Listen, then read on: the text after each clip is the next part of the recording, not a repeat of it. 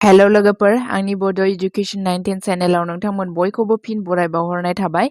लोगोफोर आं दिनै नोंथांमोननि सिगाङाव फिन गोदानै ADRE 2.0 Assam direct recruitment exam 2.0 grade 3 आरो ग्रेड 4 लोगोसेनो Assam police combined exam ABUB नि सायाव गोदानै भिडिअ लानानै फैदों। आसा खालामो नोंथांमोना भिडिअखौ जोबजासिम नायलांगोन। क्वेश्चन नम्बर 1 आव दङ गाहायनि बबेया अलिम्पिक सानस्रिनाय बादायलायनाय अलिम्पिक स्विमिं इभेन्ट्स नङा? थार फिननाया जागोन option number D break stroke. नोंथाङा मिथिनानै ला butterfly, backstroke, breaststroke, free स्टाइलफोरा स्विमिं गेलेनायाव बाहायनाय फर्मुलाफोर। नोंथाङा बे फट'खौ नाय अब्लानो बुजिनो हागोन। क्वेश्चन नम्बर 2 2024 मायथाइनि गोलोम बोथोरारि अलिम्पिकखौ बबे नोगोरमायाव बानजायगोन? फिननाय option number A Paris. Additional information मिथिनानै लानाया जोबोद गोनांथार। पेरिसआ जाबाय फ्रान्सनि राजथावनि।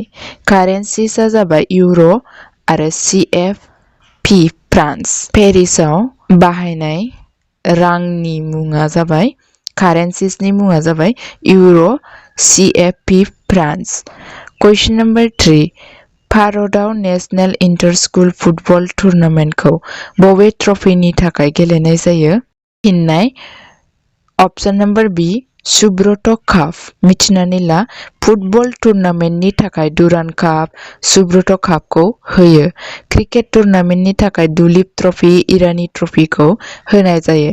नोंथांमोना आनजादनि थाखाय बे स्पर्ट्सनि ट्रफीफोरनि सोमोन्दै मोजां नोट खालामना लानाया जोबोद गोनां। क्वेश्चन नम्बर 4 आसामाव सोरनि जोनोम सानखौ आबिरुसि स्पर्ट्स डे हिसाबै फालिनाय जायो? थार फिननाया जागोन option number A Bageshwar Baruah.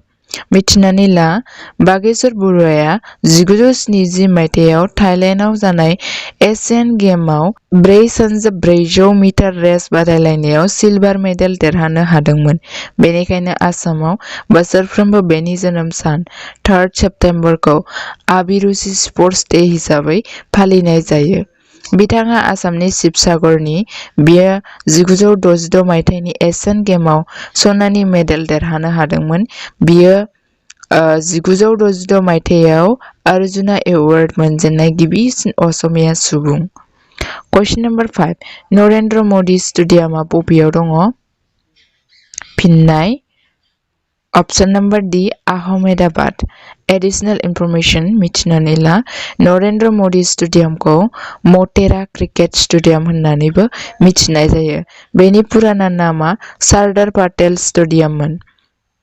Question number 6 Hima दासआ माब्ला अर्जुना एवार्ड बान्थाखौ मोननो हादोंमोन? फिननाय option number A 2018। Additional information जायखौ मिथिनानै लानाया जोबोद गोनांथार जानो गोनां कम्बाइन्ड एग्जामनि थाखाय जोबोद गोनां। हिमा दासखौ दिहिं एक्सप्रेस होननानै मिथिनाय जायो। बियो 100 मिटार, 200 मिटार, 400 मिटार खारनाय बादायलायनायाव बाहागो लायो। क्वेश्चन नम्बर 7 बरदलै ट्रफिया मा गेलेनायजों सोमोन्दो दङ? फिननाय option number B football.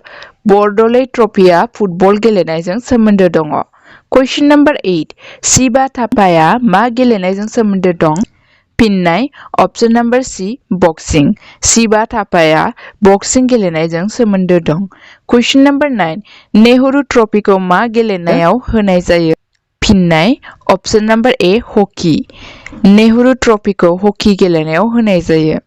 Question number 10 Neeraj चोप्राया मा गेलेनायजों सोमोन्दो दं? फिननाय अप्शन नम्बर C जेभलिन थ्र'।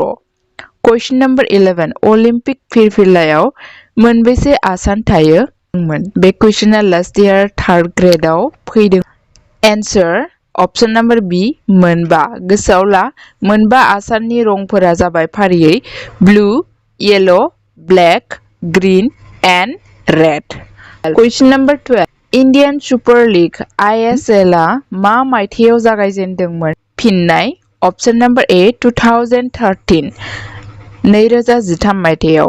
गोसोआव ला football tournament Indian Super League ISL खौ 21 अक्ट'बर 2023 आव गायसननाय जादोंमोन आरो फार्स्ट एडिशन गेम ISL आ 2014 आव मोन 8 गेलेग्रा हानजाखौ लानानै जादोंमोन। फार्स्ट एडिशन गेम ISL खौ एथलेटिको डे कलकाता ATK टीमआ देरहानो हादोंमोन। नोंथांमोननिसिम सोंथिफोर। इन्डियान प्रिमियार लीग IPL खौ माब्ला गायसननाय जादोंमोन? फिननायखौ कमेन्ट बक्सआव हर। क्वेश्चन नम्बर 13 क' गेमआव साबैसे गेलेग्रा थायो? माने साबैसे प्लेयार थायो? फिननाय अपशन नम्बर D 12 सा 12 गेलेग्राफोर क' गेमआव थायो। गोसोआव ला क' गेमनि हानजा मोनसेयाव सा 12 गेलेग्रा थायो। बे गेलेग्राया गिबिसिन महाराष्ट्रआव जादोंमोन।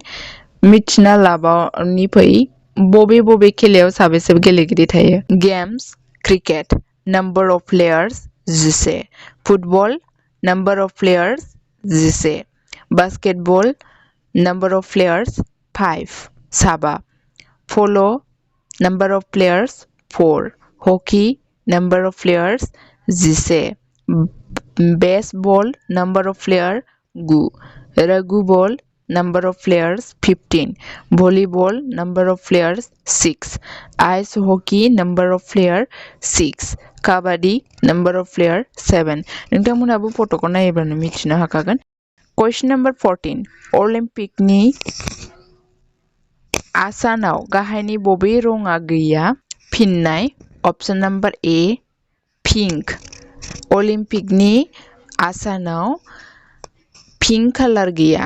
ग्रीन दं, ब्लू दं, रेड दं। Question number 15 A century is not enough बिजाबा सोरनि लिरनाय अट'बाय'ग्राफि?